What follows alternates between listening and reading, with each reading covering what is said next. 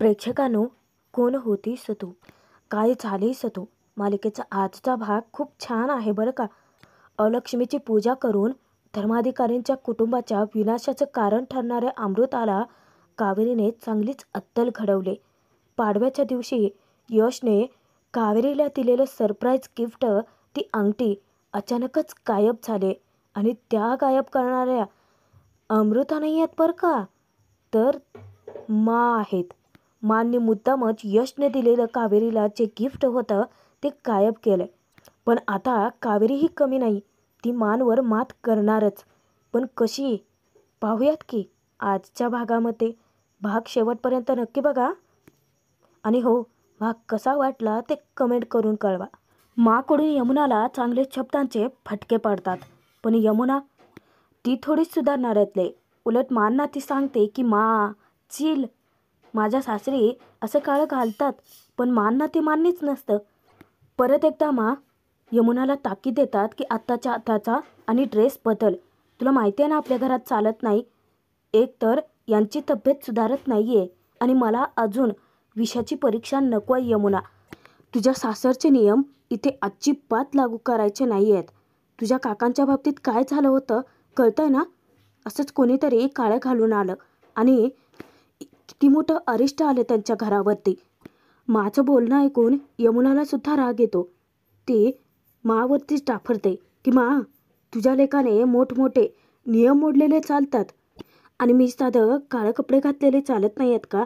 त्यावर माचा हात हवेत उंचावतो आणि तिथेच यमुनाची बोलती बंद होते. यमुना तणतणत तशीच निघून जाते. बाहेर यश कावेरी चिकूसोबत फटाके उडवतात. त्यांची दिवाळी ते सुखाने आनंदाने दणक्यात साजरी करतच असतात. पण त्यांच्या आनंदावर विरचण टाकायला अमृता नवी खेळी खेळायचा प्रयत्न करते.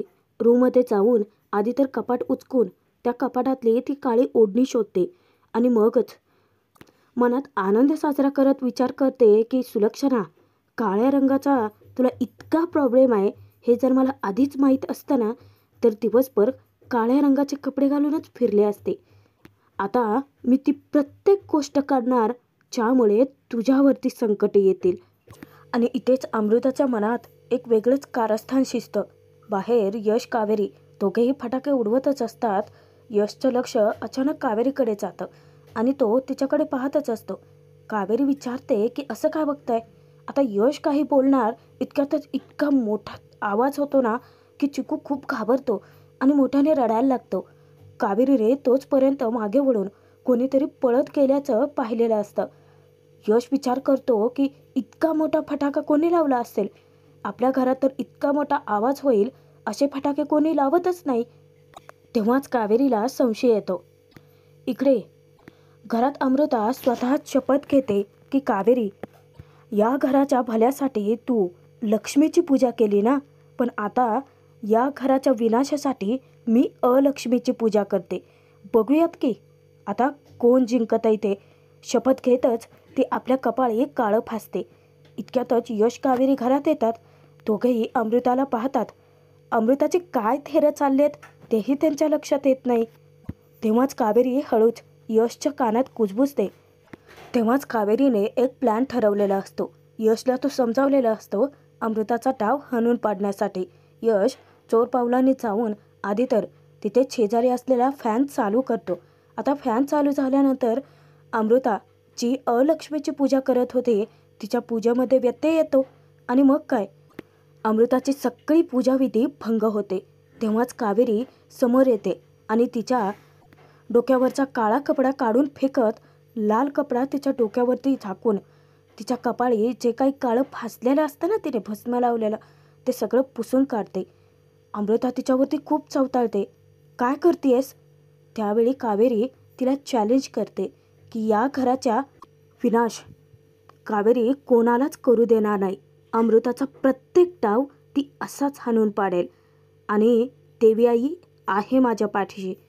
अमृताने स्वतःच्या हातांनी देवी आईसमोर जे दिवे लावलेले विझवलेले असतात तेच दिवे कावेरी तिच्याच समोर पुन्हा प्रज्वलित करते आणि त्याच ठिकाणी यश कावेरीच्या हाती हात देतो. दोघेही एकत्र अमृताला दाखवून देतात की अमृता, कितीही प्रयत्न करत असले तर तिला ते दोघेही कधीच जिंकू देणार नाही आहेत. त्यानंतर दुसरा दिवस उजाडतो तो म्हणजे पाडव्याचा. यश, संदीप, उदय तिघेही तयार होऊन आलेलेच असतात. संदीप मुद्दामच यशला विचारतो, लग्नानंतरचा तुझा पहिलाच पाडवा ना, कसं वाटतंय? त्यावर यश म्हणतो की दादा, कसं वाटतंय हे शब्दात नाही सांगू शकत. तेव्हा सर्वजण हसायला लागतात. इतक्यातच कावेरी आणि विद्या दोघेही औक्षणाचं ताट घेऊनच येतात. त्या दोघीही ओवाळणार. इतक्यातच मास त्यांना थांबवत म्हणतात की अरे थांबा थांबा. उदयला विचारतात की अमृता कुठे? अमृताला त्या हाक मारतात. इतक्यात अमृता तामण घेऊनच येते. ती सांगते की मी तामणाचं ताट तयारच करत होते. तिघेही एकत्रित आपापल्या नवऱ्यांना म्हणजेच यश, उदय, संदीप तिघांनाही ओवाळतात. अगदी मांनी जसं औक्षण करायला सांगितलं होतं अगदी तसंच औक्षण त्या तिघीही एकत्रित करतात. औक्षण करून झाल्यानंतर तिघीही त्या तिघांना पेढा भरवतात आणि तेव्हाच विद्या संदीपला नमस्कार करते. पण अमृताला मात्र या सगळ्या परंपरेचा खूपच राग येतो. आता कावेरीसुद्धा यशला पेढा भरवते आणि ती यशला नमस्कार करणार, त्याचा पाया पडणार. यश अचानक झटक्यात उठतो आणि मोठ्यानेच ओरडतो की कावेरी थांबा, पाया नका पडू. त्यावेळी यशच्या वागणं मांना खटकतं. यशला विचारतात की का, काय झालं? अरे हीच तर आपली परंपरा आहे, संस्कृती आहे. उगाचच का आम्ही गेले कित्येक वर्ष करत आलो आहोत. नाही म्हणजे नवऱ्याला ओवाळायचं, त्याच्याकडून गिफ्ट घ्यायचं, मग त्याचे आशीर्वाद घेण्यात कसला आलाय कमीपणा? आता मांचं म्हणणं कावेरीला पटतं आणि त्यांच्या बोलण्यात तेवढं तथ्यही असतं. त्याचवेळी कावेरी आपल्या नवऱ्याचं, यशचं तोंड भरून कौतुक करते की यश ज्या पद्धतीने माझ्या पाठीशी उभे राहत आहेत, प्रत्येक वेळी मला सांभाळून सावरून घेत आहेत, ते कायम माझ्यासोबतच उभे आहेत. म्हणूनच आज मी त्यांच्या पाया पडणार आहे. कावेरी चुकून यशचा आशीर्वाद घेते, त्याला नमस्कार करते. त्या क्षणी यशसुद्धा मुद्दाम करतो. मुद्दामच तो त्याचा मोबाईल कावेरीच्या पायात पाडतो. आता सर्वांचं लक्ष काही नसतं. अमृतासुद्धा उदयला नमस्कार करत असते आणि तिकडेच सगळ्यांची नजर लागते. तेव्हाच संधी साधून यशसुद्धा कावेरीच्या पाया पडतो आणि कावेरी हादरूनच जाते. ती सरकन 2 पावलं मागे सरकते.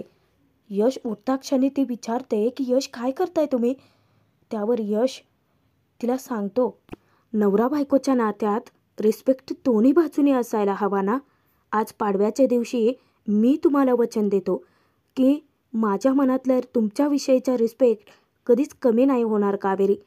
त्या क्षणी कावेरीचा ऊर भरून येतो. तिच्या डोळ्यात आनंदाश्रू दाटून येतात. इतक्यातच अमृता उदयला सांगते की मी तुम्हाला ओवाळलं, तुमच्या पायाही पडले, मग आता द्या ना माझं गिफ्ट, काय आणलंय तुम्ही माझ्यासाठी? तेव्हा सर्वजण हसायला लागतात. कारण अमृता गिफ्ट घेण्यासाठी मात्र खूपच उतावीळ होते ना. उदय अमृताला तिचं गिफ्ट हाती टेकतो. अमृता तामणाचं ताट जे आहे ते विद्याच्या हाती टेकवते. ज्या क्षणी ते गिफ्ट उघडून पाहते तेव्हा तिचा आनंद गगनात मावेनासा होतो. कारण उदयने तितकं स्पेशल गिफ्ट तिला दिलेलंच असतं. सोन्याचा हार ती आपल्या गळ्याला लावत विद्या आणि कावेरीला विचारते की सांगा ना कसा दिसतोय, मी खूप छान दिसते ना.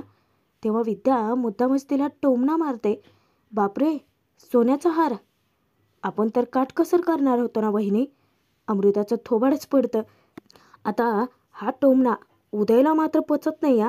उदय लगेच विद्याला बोल लावतो, विद्या अगं लग्नानंतरचा आमचा पहिला पाडवा आहे, त्यामुळे अमृतासाठी एवढं तरी करूच शकतो मी. आता तरीच म्हटलं की विद्या एवढी बोलते, अमृताला टोमणे मारते, मानना कसं काही झालं नाही आहे. शेवटी बोलल्याच. प्रत्येकाला समान वागणूक द्यायची, न्यायनिवाडा करायचा हे का तर यांचा असला तरी का कोण जाणे, पण विद्याला या किती कमी लेखतात ना. विद्याला त्या लगेच बोल लावतात की विद्या हा हार ठेवणीतला आहे, म्हणजे हा आपल्या घराण्याचा हार आहे, जो मोठ्या सुनेला द्यायचा असतो ना तोच मी तिला दिलाय. यशला हाक मारतात आणि सांगतात की कावेरीसाठीचं गिफ्ट घेऊन जा बरं. तेव्हा यश मासमोर जातो आणि मा जे गिफ्ट हातात देतात ते उघडता क्षणी यशला धक्काच बसतो, कारण तो धक्का आनंदाचा असतो बरं का. यशच्या खूप साऱ्या जुन्या आठवणी त्या अंगठीसोबत जोडलेल्या असतात. त्याच्या डोळ्यात अचानक अश्रू दाटून येतात आणि मा त्याला विचारतात की आठवलं. तेव्हा यश भरल्या डोळ्याने उत्तर देतो की हो मा, हे अंगठी पाहून मला सगळं जुनं आठवलं. आता कोणाला काहीच कळत नसतं. आता फ्लॅशबॅकमध्ये आपल्याला दाखवलं आहे की छोटा यश त्याला आईवडिलांची आठवण येते म्हणून एकटाच बसलेला असतो. मा येता क्षणी, माने हाक मारता क्षणी तो त्यांच्या जवळ जातो आणि त्यांच्याकडे आपलं मन मोकळं करतो की मला आज खूप एकटं वाटतंय, मला आईबाबांची खूप आठवण येते. तेव्हा मांनाही त्याच्यासाठी खूप वाईट वाटतं. मा समजावतात की यश, आजपासून हे घर फक्त तुझं आहे. उदयदादा, संदीपदादा, यमुनाताई हे तुझी भावंडं आहेत आणि हो, आजपासून तू फक्त मला मा म्हणायचंच. यशच्या तोंडून जेव्हा मा हा शब्द बाहेर पडतो त्या क्षणी मा त्याला आपल्या उराशी कवटाळतात आणि त्यानंतर यशला त्या सांगतात की आजपासून हे घर फक्त तुझं आहे. कोणी सांगितलं ना, कोणी विचारलं ना तर सांगायचं की मा आणि बाबाच माझे आई वडील आहेत. सांगशील ना. तेव्हा यश होकार देतो. त्या क्षणी मांनी ती अंगठी यशला दिली होती, त्यांची अंगठी होती. त्याच्या बोटात घालतात आणि सांगतात आता ही तुला थोडी सैल होते, हां, पण मी याला तुला दोरा बांधून देई ना. जुनं सगळं आठवल्यानंतर यशच्या डोळ्यात आनंदाश्रू दाटून येतात आणि यश आनंदाने मांना सांगतो की त्यावेळी तू मला सांगितलं होतं, कोणी विचारलं तर सांग की माझे आईबाबा आहेत. त्यावेळी तू अंगठी मला दिली होतीस. ही अंगठी म्हणजेच आपल्या नात्याचं प्रतीक आहे मा, आणि आज हीच अंगठी मी कावेरीला देतोय. यापेक्षा मोठं सरप्राईज गिफ्ट काय असू शकतं मा. तेव्हा कावेरी, विद्या त्यांच्याही डोळ्यात अश्रू दाटून येतात. सगळेच जण खूपच इमोशनल झालेले असतात, पण अमृताच्या थोबाडावरच्या 12 वाजलेला चेहरा काही मिटत नाही या. यशचा आनंद त्याला शब्दात मांडताही येत नसतो आणि तो फक्त मांना थँक्यू बोलतो. त्यांचे झुकून आशीर्वादसुद्धा घेतो आणि मांना आपल्या उराशी कवटाळतो. मासुद्धा यशसाठी तितक्याच खुश असतात. आत्ता मा कावेरीसोबत कशाही वागत असल्या ना तरी त्यांनी यशसाठी जे काही केलंय ना ते खरंच त्यांना सलाम ठोकण्यासारखंच आहे. यश मानचे आभार मानत म्हणतो की आज मी आणि कावेरी फक्त तुझ्यामुळे एकत्र आलो आहोत मा. तेव्हा मा भरल्या डोळ्यांनी यशला सांगतात की मी माझ्या मुलांसाठी काहीही करू शकते, अगदी काहीही. मायलेकरांचं हे प्रेम पाहून कावेरीला खूप भरून येतं, खूपच हळवी होते. यश कावेरीकडे जातो.